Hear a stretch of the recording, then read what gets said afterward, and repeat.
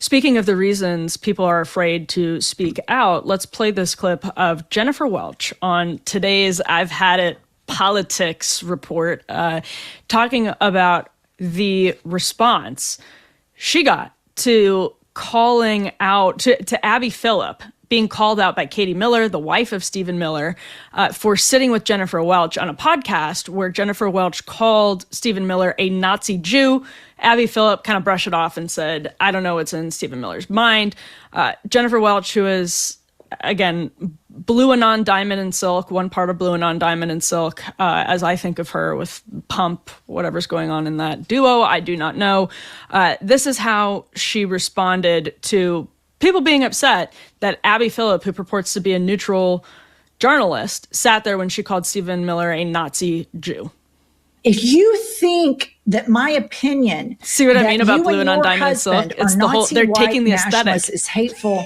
Good. I do not believe in any way, shape, or form in the cruelty that your husband is launching. I will never stop calling out the injustice and the cruelty and the Nazi style ideals that your husband has. And I will always believe that there are so many better Americans in this country than you and your husband and the freaks that surround you all in the White House. It is embarrassing. You're sociopaths. You are literally, when I think of horrible people in this country, you and your husband are at the very top of the list. And you're just as demented, deranged, sociopathic as your husband is.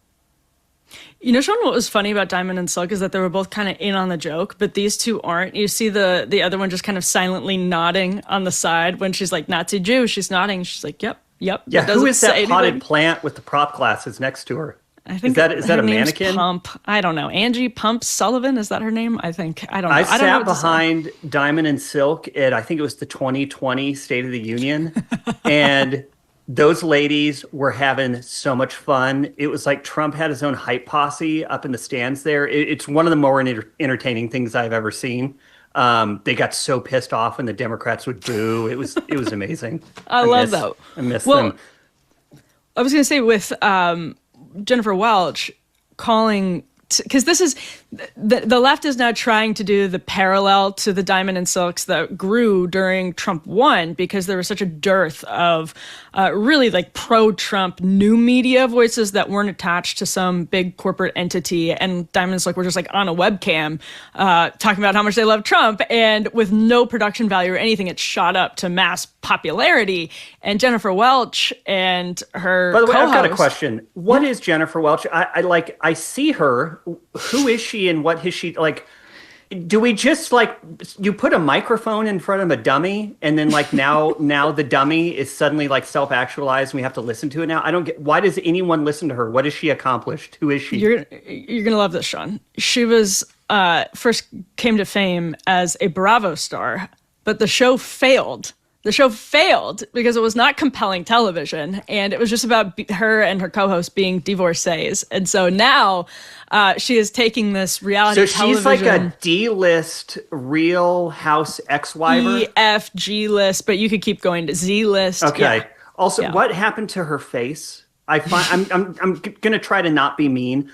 I find her very difficult to look at. Like, did they just like suck out all like the fat here, and then like she looks like the South Park version of Bruce Jenner, and I have a very difficult time even listening to her because I can't look at her.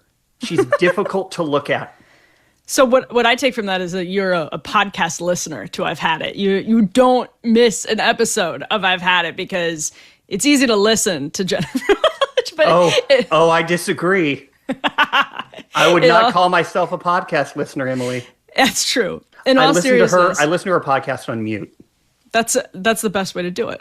In all seriousness, she is calling Stephen Miller a Nazi Jew, defending calling Stephen Miller a Nazi Jew. Stephen Miller, the corporate press doesn't cover this a lot. Whether or not you love the guy or hate the guy, he is a target of an enormous volume of anti-Semitic attacks constantly on himself, his wife, and his children. So to invoke the Nazi label because you don't like his immigration policies is, I mean, like one of the it's one of these things where they're just continuing to shoot themselves in the foot, because when they actually want to apply the Nazi label at some point, if God forbid we ever get to that point, nobody's going to believe them.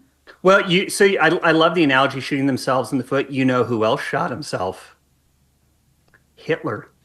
Think about it. Think about it. Maybe not in the foot. Well, and allegedly, Sean, allegedly. I've seen those History Channel shows. I've seen those History Channel shows. Do they think the aliens did it? No, they're hunting him in Argentina. Oh, jeez. But I mean, the idea that Stephen Miller has any Nazi qualities because Stephen he's Miller a hardline. He's an American hero, and man, am I thankful that we have people like him and Katie where they are. The guy is a tireless patriot, and I honestly, I have a hard time. I know it's super offensive what she said. She is such a clown, complete with the clown nose and horrific makeup, that I just can't take her seriously. And so it's hard for me to be like, well, we obviously can't have this terrible Hitler-like Nazi rhetoric. She's just a stupid, stupid woman who wants attention, and she's learned that you can get attention by saying stupid stuff like that about Republicans, and then that'll get you on MSNBC. I don't feel like I have to play that game. I think she's a stupid woman, and I think people would probably be better off ignoring her awful face job and the potted plant she has seated next to her. By the way, she's been on Abby Phillips' CNN show multiple times, and I think you're right, Sean, that she's learned there's something about dropping, as Trump would say, the N-word. He uses it to mean nuclear. In this case, I mean it to use Nazi. I'm using it to mean Nazi. That in this environment where there's so many normal Democrats who are furious because the Biden administration just ran up inflation, and they may not agree with all of us on the reasons for how that happened, but they're pissed and they want to see Democrats fighting. People like Jennifer Welch confuse that for a bunch of average Democrats wanting her to go out and call Jewish immigration hardliners Nazis. And I don't know how long this stunt's going to last. I don't know how long this grift is going to last, Sean. Yeah, well, I mean, you keep that face under the hot lamps for too long, and I think it's going to melt pretty quick. Anything could happen. If you've ever taken a look at the nutrition label on any typical bag of chips, you will find a chemical cocktail. It is absolutely disgusting. Seed oils, MSG, artificial dyes, vague, natural flavors, quote unquote, and ingredients that sound more like a science experiment than a snack. But I've talked about my experience tasting masa chips and then looking at the back of the bag and seeing just those 3 ingredients. Masa is part of the growing movement to bring back real food with only 3 ingredients: organic corn, sea salts, and 100% grass-fed beef tallow. Not only do these chips avoid the bad stuff, they taste incredible too. Really, really, they do. With Masa, you'll feel satisfied, light, and energetic with no crash, bloat, or gross, sluggish feeling afterwards. Basically, snacking on Masa chips is nothing like regular chips. And personally, my favorite flavor of Masa is churro. I guess churro for dessert. They're so good, but I can't choose between any of the flavors. They are all so good. I love lime too. If you love Masa, then you'll also love Vandy Crisps. And everybody who's listening to this, if you've heard me before, you know that I love Vandy Crisps. I just love all of them. I have a problem. Vandy is Masa's sister company. They make the most delicious 3-ingredient potato chips that I have ever tasted. Truly, my favorite flavor is barbecue, but I love them all. So if you're ready to give Masa or Vandy a try, use code AFTERPARTY for 25% off your first order at masachips.com or vandycrisps.com, or simply click the link in the video description or scan the QR code to claim this delicious offer. Don't feel like ordering online? Masa and Vandy are now available nationwide at your local Sprouts supermarket, so stop by and pick up a couple of bags before they're gone.